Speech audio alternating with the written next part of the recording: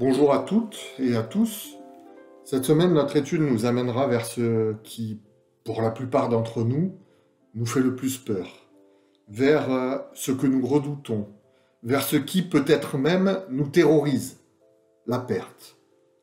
Et nous serons amenés à réfléchir sur différentes pertes. Perte de la santé, perte de la relation ou de la confiance en l'autre, perte de notre liberté, mais aussi celle pour laquelle Jésus est venu vivre ce qu'il a vécu, la perte de la vie.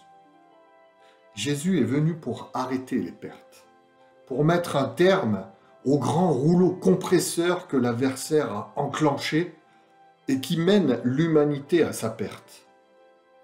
Et le texte de la semaine me paraît d'ailleurs fondamental. L'histoire d'un homme, Jarius, qui perd sa petite fille de 12 ans. Fondamentale, car cette perte-là est peut-être la plus anormale de toutes. Tellement anormale que, vous le savez, nous n'avons même pas de mots pour l'exprimer.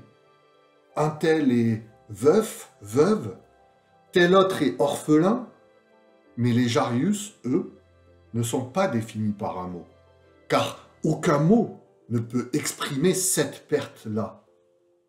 Dans ce texte, Jésus va arrêter toutes les pertes.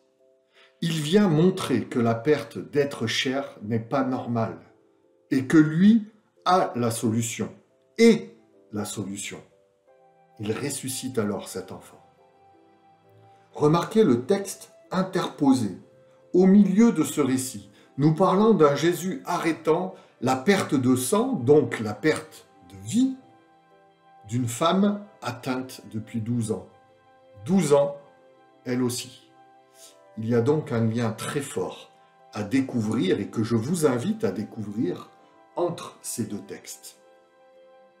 Jésus est venu affirmer sa victoire sur la mort et moi j'aime bien tous ces textes qui nous rappellent cette victoire et qui nous appellent, comme le dit l'apôtre Paul, à nous consoler les uns les autres par ces paroles. Alors c'est là, je crois, que la famille, mais aussi la famille d'Église, peut être pour chacun d'entre nous, dans ces moments difficiles, un soutien, une consolation, une source d'espérance qui peuvent nous permettre de trouver peut-être un peu de paix, de tenir bon malgré tout, jusqu'au jour où nous nous reverrons tous. Bonne semaine et bonne étude à tous.